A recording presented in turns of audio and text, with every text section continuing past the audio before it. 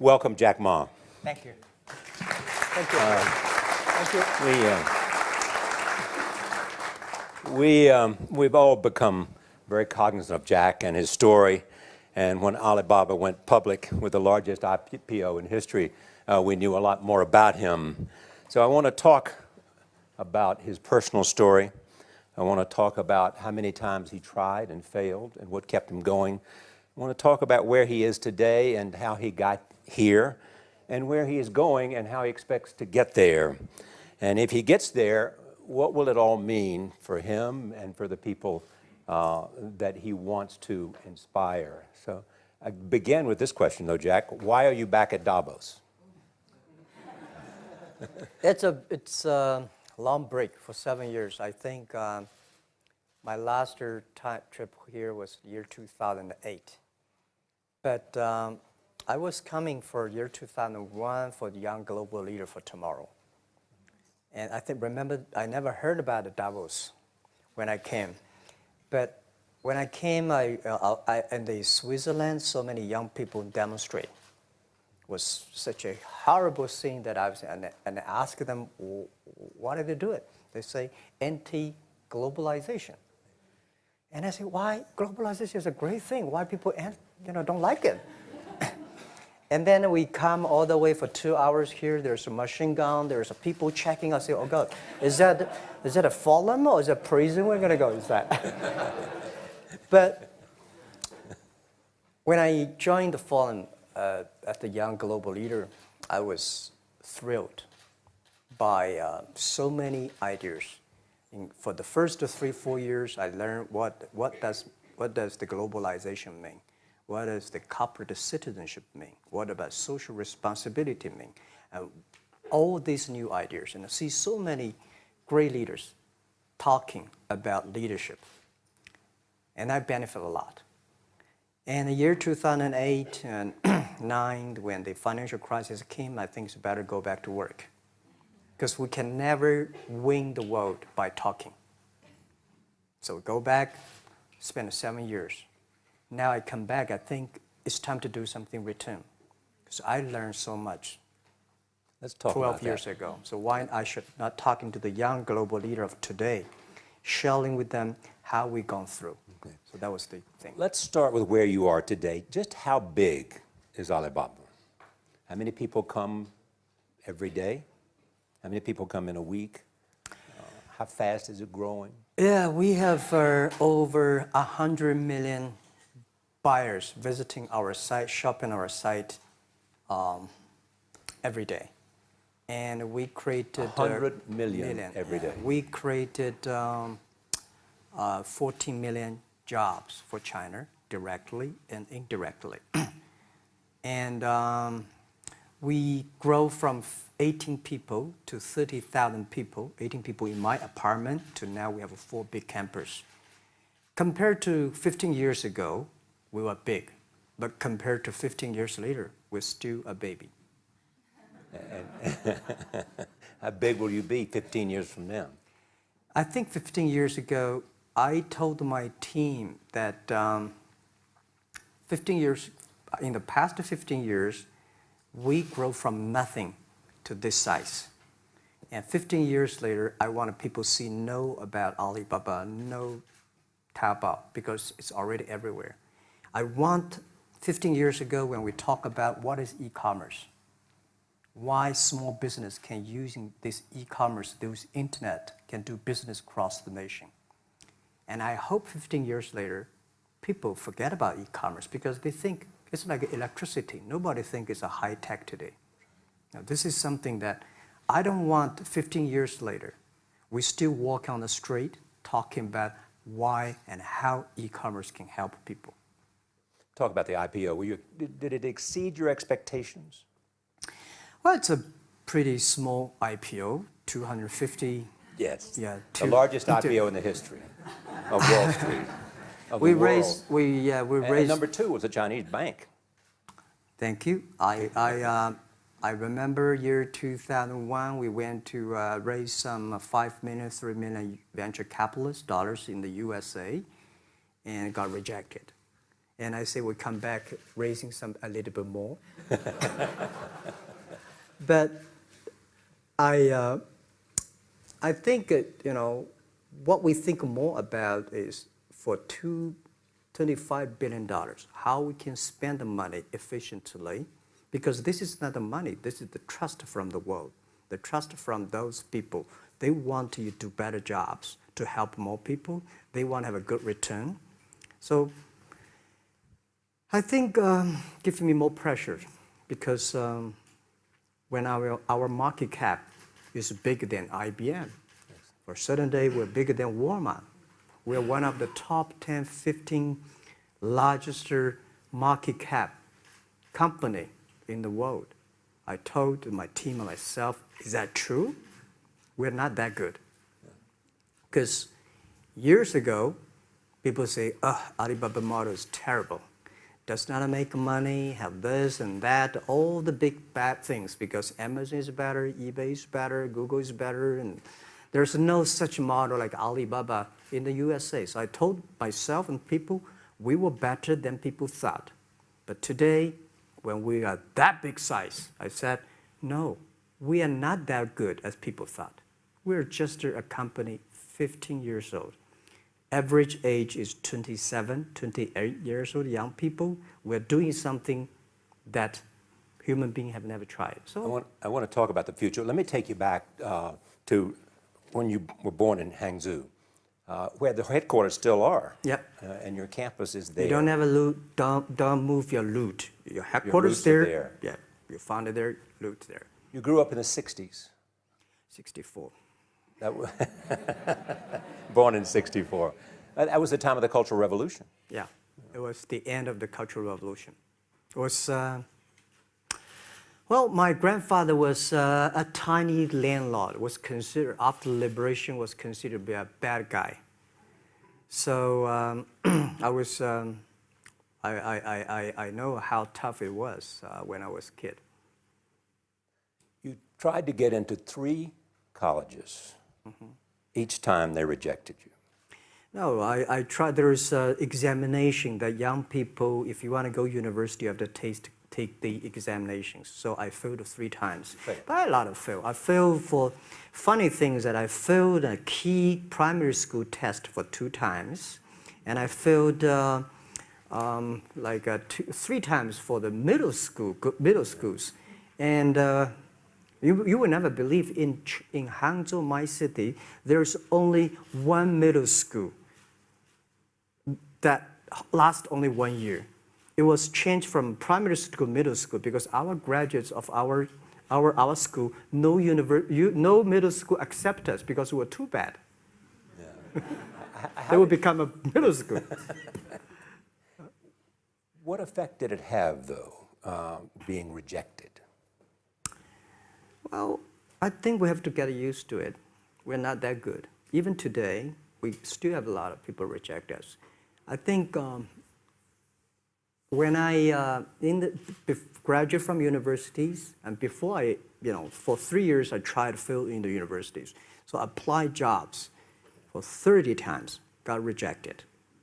I went for a police, they said, no, you're not good. I went to even the KFC. When KFC came to China, come to my city, 24 people went for the job. 23 people were accepted. I was the only one guy. And we went for police. 5 people, 4 of them accepted. I was the only guy that I received it. So to me, being turned down, rejected. Oh, by the way, I told you that I applied for Harvard for 10 times, rejected. I know I'll be rejected. I just don't want to say that. Yeah, sorry now. 10 times you wrote them and said, I'd like to come to Harvard. Yeah. And then I told myself, someday I should go teach there, baby. I think that can be arranged. Richard Nixon came to Hangzhou. Yeah. And after that, tourists flooded the place. Yeah. And that's how you learned English. Yeah. I really like I don't know why, at 12, 13 years old, that time I suddenly fell in love into the language, the English.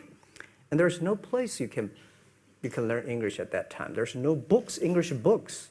So I went to the Hangzhou Hotel, now called Hangzhou Shangri-La Hotel, because that was the hotel can receive the foreign visitors. So every morning for 9 years, I showed them around as a free guide, and they taught me English. And I think that changed me. Today, I'm 100% made in China. I've never got a one-day train outside China. Yeah. And when people talk to me, say, Jack, how can you speak English like that? Why sometimes you talk like an Western guys? I think that was the 9 years. These Western tourists opened my mind because everything they told me are so different from the things I learned from the schools and from my parents. So now I have a habit. Whatever I see, whatever I read, I use my mind. Think about for 2 minutes. Is that how Ma Jun became Jack Ma? Actually, Jack, the name was given by a lady in tennis. She's a tourist. She came here and she said, came to Hangzhou. We become a pen friends. Ma Ring is so difficult to pronounce. So she said, do you have an English name? I said, don't. So can you give me an English name? She said, okay. She said, my father called it Jack. My husband called Jack. What do you think about Jack? I said, good. So I've been using that for that many years. Yeah. First visit to America, 1995? 1995, yeah. I came here for a project helping the local government to building up a highway. And you tried the internet? I tried the internet in Seattle. And in a building called the U.S. Bank. I don't know whether the U.S. Bank is still there or not, but it's a building. And my friend opened a small office, which is like only 10% bigger than this room. And there are a lot of computers in there. And he said, Jack, this is internet. I asked, what is internet? He said, search whatever you want. At that time, they used Mosaic, very slow, right? Yeah. And I said, I don't use it. I don't want to type because computer is so expensive in China. If I destroy it, yes, I cannot pay. He said, just to search it. So I searched the first word, beer. I don't know why, because it's easy to spell, baby. And I see beers from Germany, beers from USA, beers from Japan, but there's no beer from China. And I say, okay, type the second word is China. No data. Nothing. Nothing. And I said, 1995. 1995. No data about China. So I talked to my friend. Why not make something about China? So we made a small, very ugly-looking page called China. It's something like I did a translation agency. We listed on there. It was so shocking. We launched at 9:40 in the morning. 12:30, I got a phone call from my friend. He said, Jack, you got 5 emails. I said, what is email? And they said, these are the things. So people so excited. Where are you? This is the first time I see a Chinese website on that. How can we can we do something together? So I think this is something interesting. So we should do it. Why did you call it Alibaba? Alibaba? Well, when I started, I think internet is global. We should have a global name. And a name that, interesting, like at that time, the best name is Yahoo. Right, so I've been thinking for many days, suddenly thinking Alibaba is a good name. So I happened to be in San Francisco that day. I did have a lunch, and the waitress came. I asked her, do you know about Alibaba? She said, yes. I said, what is Alibaba? She said, Open Sesame. Good. So I went on the street, asked about 10, 20 people. They all know about Alibaba, 40 Thieves, and Open Sesame. And I think this is a good name. And start with A. Whatever you talk about, Alibaba is always top. You have said before that in creating Alibaba, you had to create trust. Yep. Because people in China were used to face-to-face. Yeah. How did you create trust? I think because we started out doing business on the internet. I don't know you, you don't know me. So how can you do things online unless you have trust? So for e-commerce, the most important thing was trust. I think when I first went to USA for raising money, talk to the venture capitalists, a lot of people say, oh, Jack, no. China doing business by the guanxi. How can you do business on the internet? And I know that without the trust system, the credit system, it's impossible to do business. So in the past 14 years, everything we do is trying to build up the trust system, the record system. Well, Charlie, you know, I'm so proud today when I talk to the young. Today in China and in the world, people don't trust each other. The government and people and media and everybody think, this guy's cheating. But because of e-commerce, we finish 60 million transactions every day. People don't know each other. I don't know you, I send products to you. You don't know me, you wire the money to me. And I don't know you, I give a person a package, I don't know him. He took something to cross the ocean, cross river, and send. This is the trust. We have at least 60 million trust happening every day. But you created it by creating an escrow account in the beginning. Yep. You know, and so you keep the money until they got the product. Yeah. And then you release the money. That's true. I mean, the escrow service is about Alipay. When I you know, this idea, I would love Davos, because it was a big decision. Because for first 3 years, Alibaba is just like e-marketplaces for information. What you have, what I have, we talk a lot of time, but don't do any business. Because there is no payment. I talk to the banks, no banks want to do it. Banks say, no, this thing never work. So I don't know what to do. Because if I start to launch a payment system, it's against the financial legal laws. Because you have to have a license. But if I don't do it, e-commerce will go nowhere. So then I went to Davos. I listened to a leadership discussion. Leadership is about responsibility. And after I listened to that panel, I give a call to my friends, my colleagues in my apartment, say, do it now, immediately. If something wrong, the government not happy about that, if one body has to go to the prison, Jack might go to the prison. Because it is so important for China, for the world, to build up the trust system. And if you did not do it, I said, and do not do it properly, stealing money, money wash, no trust record, I send you to the prison. So that was the thing. And people don't like it. So many people I talked to at that time for Alipay, they say, this is the stupidest idea you have ever got. But I say, I don't wear the stupid clever as long as people use it. Now we have 800 million people using this Alipay. Stupid things, if you do it better, is better. Alipay is a privately held thing. It's not part of Alibaba. No, it's a Let private. me talk about money for a second. Yeah. You have never gotten money from the Chinese government? No. None. None. I want it at the beginning, and later I don't want it, because I think if the company always think about picking money from out of the government pockets, that company is rubbish. Think about how can you make money from the customers and market and then help customers succeed. That's our philosophy. No money from Chinese banks? No. No. At that time I want, and now they want to give me, I don't want it. Yeah. All right. Your relationship with the government. Mm-hmm. Yeah. What's your relationship? I mean, if they didn't here's what some say, that you have existed in an environment that's not, they have restricted competition for you. And that's a pretty good thing to do for a private company. Yeah.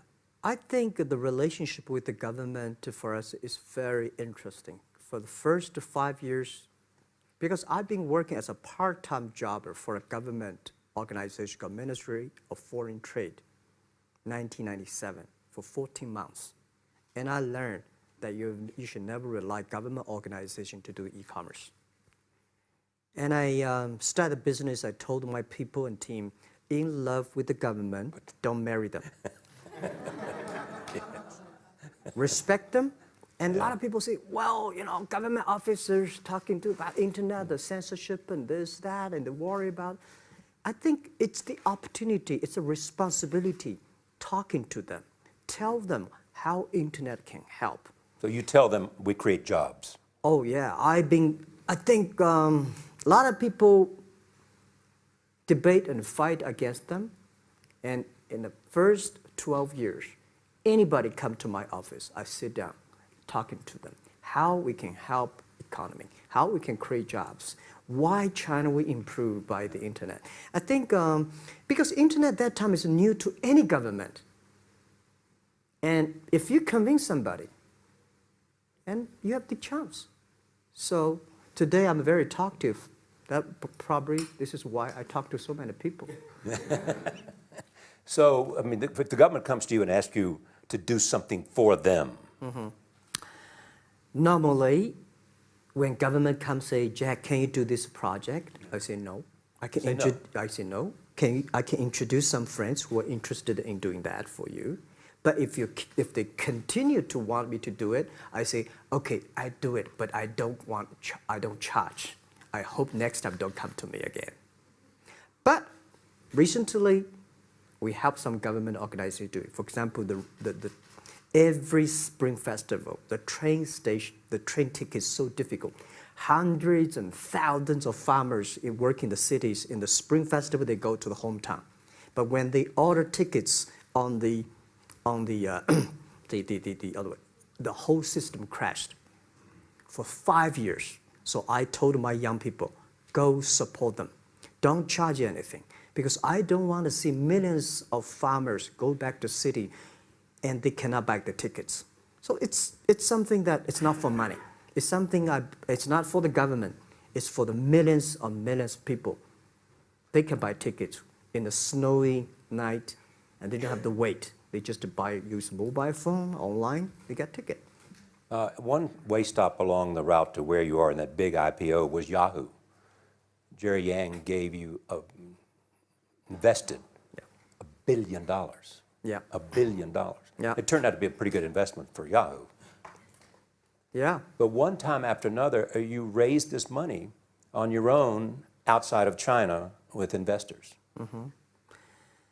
Yeah, I'm very thankful for all the investors because 1999, year 2000, and even at the Yahoo time, a lot of people say this Jack is crazy. He's doing something that we don't understand. A lot of venture capitalists give you money because there is such a American model already there. But they say, Alibaba, we don't see this kind of model, right? They say Jack's crazy. Yeah, this is crazy guy. I mean, I remember my first time in Time magazine, they call me Crazy Jack. And I think crazy is good. We are crazy, but we're not stupid. We know what we are doing, but if everybody agree with me, if everybody believe our idea is good, we have no chance. So that's the money we raised. We're very thankful. So when our investors make a lot of money, I feel proud and honored. As you know, in the United States, issues have risen about privacy. Yeah. Google and Apple, and questions of whether the government should have access to files. How do you handle that if the Chinese government says you know a lot about people? You have transactional relationships with lots of people. And they say, we want to see your files. Well, so far, I don't have this kind of problems from Chinese government. And I told them, any government, if you come here for the national security, anti-terrorist, well, anywhere, anti-terrorist, we work together. It's a criminal, we work. But rest of that, no. I said, we are a business. The data is so precious because we don't know how. Because if we give to anybody, it's going to be a disaster. And also about privacy issues.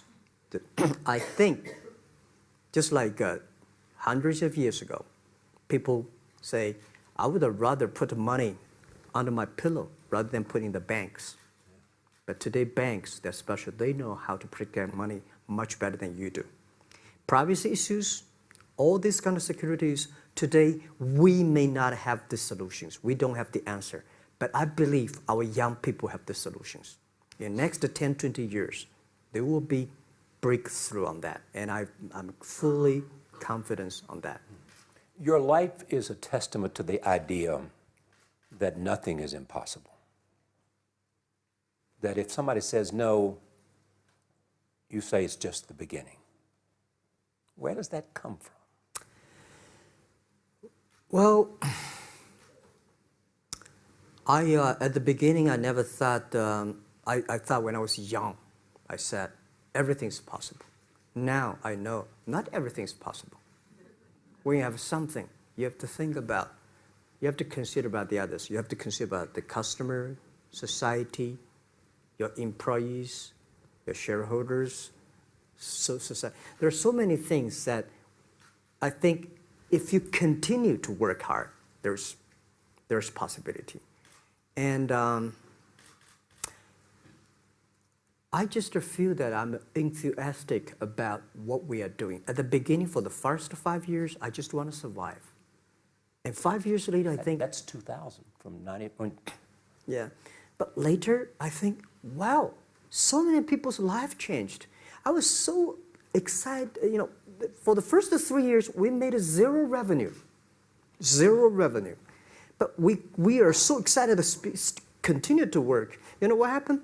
I remember many times when I go to a restaurant and have dinner, somebody came, when I was trying to pay the bill, the owner of the restaurant came to say, "Sir, your bill is paid by someone." And a small note say, "Hey, Mr. Ma, I'm your customer of Alibaba Group, Alibaba platform. I made a lot of money, and I know you don't make any money. I pay the bill for you." Yeah. And I remember one day that I was sitting somewhere in the coffee, somebody sending me a cigar. I don't smoke cigar, but there's a note, "Thank you very much, I'm your customer." And I remember in the Taobao days, I was at the Shangri-La Hotel in Beijing. When I get on the taxi, the man who opened the door for me, the boy at the gate, he said, "Jack, thank you very much. I'm service here. My girlfriend makes more money than I do on your site." And this is something that you know that it's not amazing. If you don't do it, nothing's possible. If you try to do it, at least you have the hope. The revenue comes from advertising and a smaller amount from transactional fees. Yeah. Most of it from advertising. Tiny. Tiny from advertising? Tiny from advertising, tiny from transactions, because we need big mass. Now we have more than 10 million small business power sellers selling our site to everywhere. So the transactions we have is second after Walmart. So tiny. Second after Walmart. Yeah, tiny of the of the money already make us big. So, you know, second after Walmart. I remember one of the senior management of Walmart guys came to Hangzhou 5 years ago. He said, "Jack, you know, you do a great job," and blah, blah, blah. So I said, maybe in 10 years we'll be bigger than Walmart. He said, "Young man, you have a good hope." So we said, "Have to make a bet. I think in 10 years we'll be bigger than Walmart on the sales." Because if you want to have 10,000 new customers, you have to build a new warehouse and this, that. For me, 2 servers. What's your market cap versus Walmart today? I don't know, but I don't maybe either. some. It's close. I think so. Maybe we should check later. All right. Yeah. So where are you going? What does Jack want? I think because of the name for Alibaba, we are internet company, happen to be in China. We have the same spirit and entrepreneur spirit like every great entrepreneurs in the world. And I remember the day when I started Alibaba, we want to have a mission helping small business doing easier. So next step is, today, so many millions of small business using our platform to sell things, and over 300 million consumers buy things from our site. Cheapest, efficient. So what I'm thinking about, how we can make Alibaba a platform for global small business. My vision is that if we can help a Norway small business can sell things to Argentina, and Argentina consumers can buy things online from Switzerland. And we can build up, which I called, I don't know, maybe not right word, called EWTO. The WTO is great, past century. But WTO helped so many big companies to sell things across the nation. Today, internet can help small business sell things across the oceans, across the nations. And I hope that we can serve 2 billion consumers. 2 billion consumers. 2 billion consumers. We can help 10 million small business outside China. Help them. Outside China. Outside China. Because we help the American farmers in Washington State almost 300 tons of cherries to China last year. Cherries. Before we sell, the ambassador of USA came to me and said, Jack, can you help us selling cherries? In China. I said, what cherries and the fruits? He said, why not? I said, why not? Let's try. So that when we start to sell cherries, the cherries still on the trees. So we start a pre-order, 80,000 families order cherries online. So we pick up the cherries and ship into China. Within 48 hours, we sell the cherries. The consumers are so happy. But we got a lot of letters complaint after 3 days. They say, why only 100 tons? Why we should not get more? So we sell, 2 months ago, we helped the Costco. We sold 300 tons of nuts to China. So I'm thinking about if we can sell, we're also selling Alaska seafood to China. So if we can sell seafood, if we can sell the cherries, why we cannot help American and European small business selling things to China consumers? China needs that. So this is what I want to do is that 2 billion consumers, China, Asia, developing nations, how we can let them buy things globally. Alibaba rode with the millions of people that went from poverty to the middle class in China. I mean, you were right there growing as they grew and increased. When you look at the international markets, you're doing well in Russia? Yeah. How well? We do pretty good on Russia, and we do also pretty good at Brazil. In Brazil? Russia, I think now I don't know, we are if not the number 1, we're the number 2 or number 3 largest. E-commerce. E-commerce. I remember last year we had a campaign. The campaign is that a lot of Russian girls and boys want to buy things from China. You know how many days a Russian girl placed an order and received the products from China? 2 years ago, 4 months. Even that, people are so happy about all the thing. And last year, the campaign, within 1 week, we crashed the whole logistics system of Russia. All right. You were also seen in Hollywood. Yeah. What are you doing in Hollywood? Well, I like the Hollywood innovation at the digital background. I learned so much about the Hollywood movies, especially the Forrest Gump. You love Forrest Gump. I love Forrest Gump. Well, why do you like him? Simple. Never give up. Never give up. People thinking he's done, but he knows what he's doing. And I was very depressed the day, year 2002 or 3 in the States, when a bit earlier than that. I was very depressed when I could not find out a way for the internet. And then I watched the movie in my friend's home, Forrest Gump.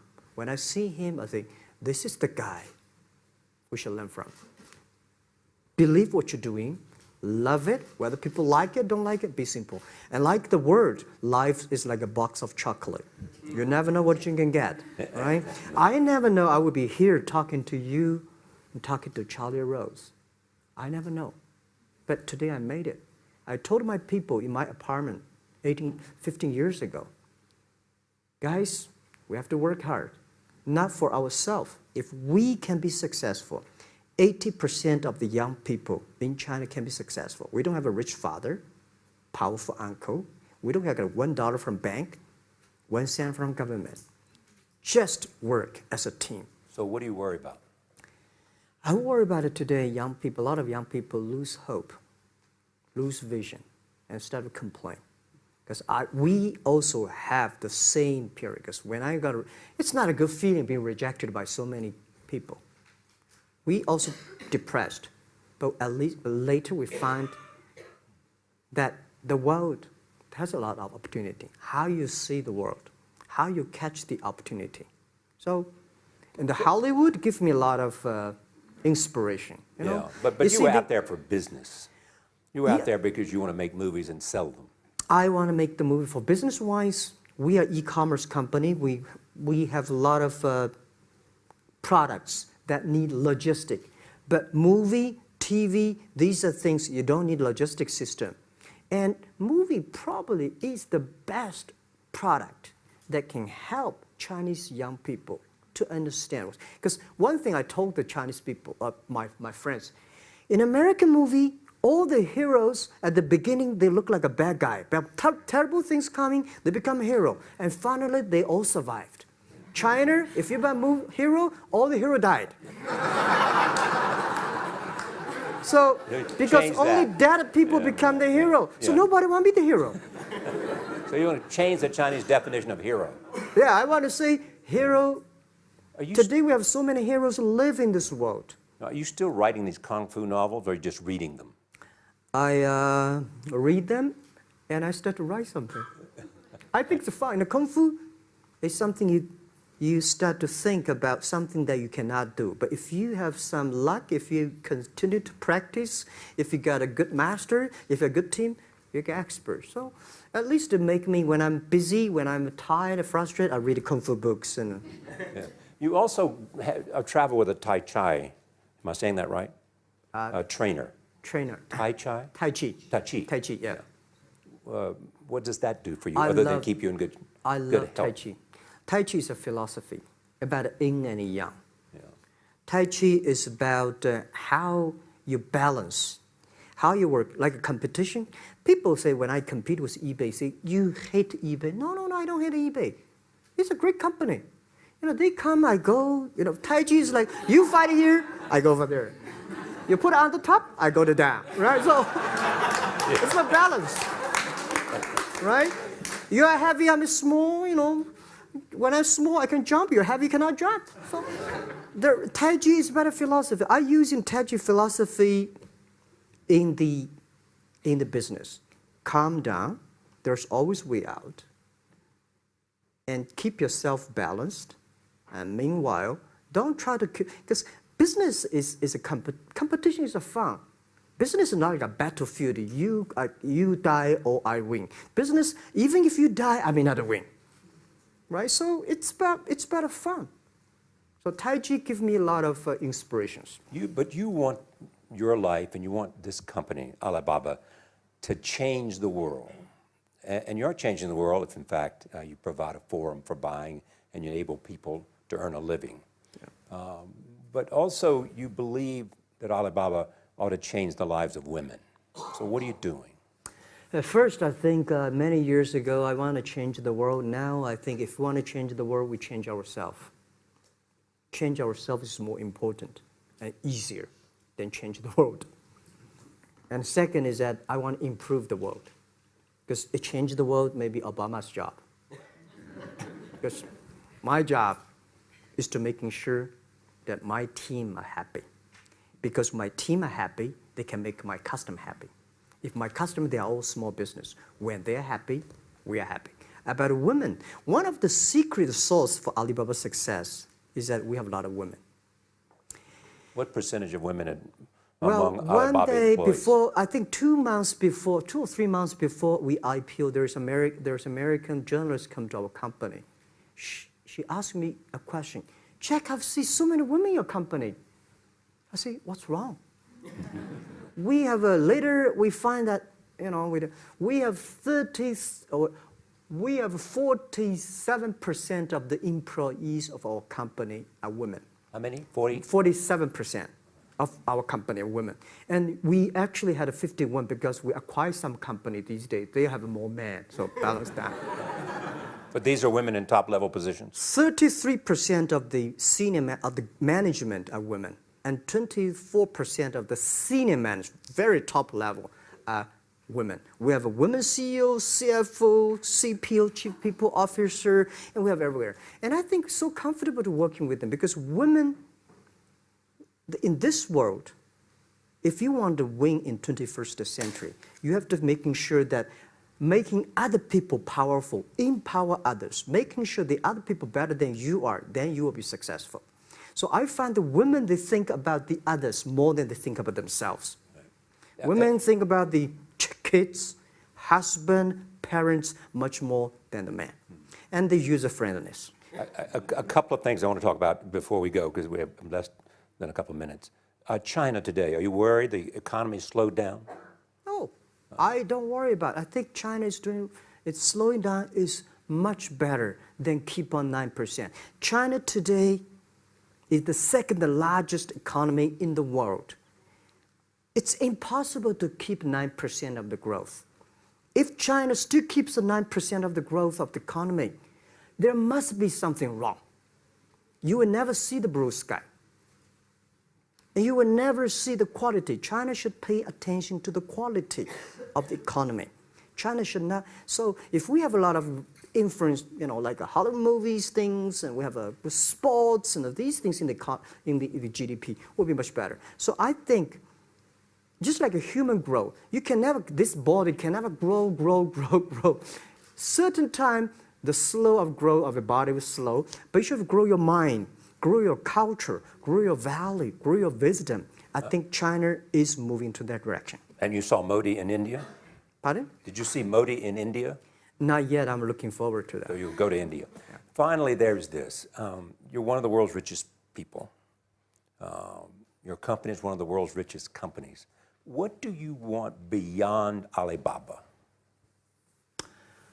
Well, by richest people, I was really not happy in the past 3 months when people say Jack Ma is the richest people of China. Global celebrity, they said. No, I'm not. When I started the business, you are. I never thought, because how many? Yeah, maybe I am. Not, but I think 15 years ago, in my apartment, my wife was at that time one of the 18 founders. I asked her, "Do you want your husband to be a rich person?" I never said rich person in China, rich person in Hangzhou, or you want to be your husband to be a respected person. She said, "Of course, respected." Because she never believed, and I don't believe we'll be rich people. We just want to survive. But I believe when you have $1 million, that's your money. When you have $20 million, you start to have a problem. You worry about inflation, which stock to buy and this, that, had to come. When you have $1 billion, that's not your money.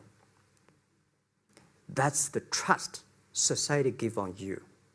They believe you can manage the money, use the money better than the government and the others. So I think today, I have the resources, do more things. With the money we have, with the influence we have, we should spend more time on the young people. And I would say, someday I'll go back to teach. Go back to school, spend time with the young people, and sharing with them what I do. So the money is not mine. I just happily and having these resources, then I want to do a better job. Just tell them your story. Yeah, tell them the story and tell them that if Jack, I don't think in this world there are a lot of people be rejected more than 30 times. If we, the only thing we never give up, the only thing we're like a Forrest Gump, we keep on fight, we keep on changing ourselves. We don't complain. Whether you were successful or not successful, I find that people, when they finish the job, if they make the mistake, if they fail, if they always complain the others, this guy will never come back. If the guy only check himself, yeah, something wrong with me here, something wrong with me there, this guy has a hope. Jack, on behalf of everybody in this audience and a television audience around the world, thank you for taking your time to be with us. Thank you.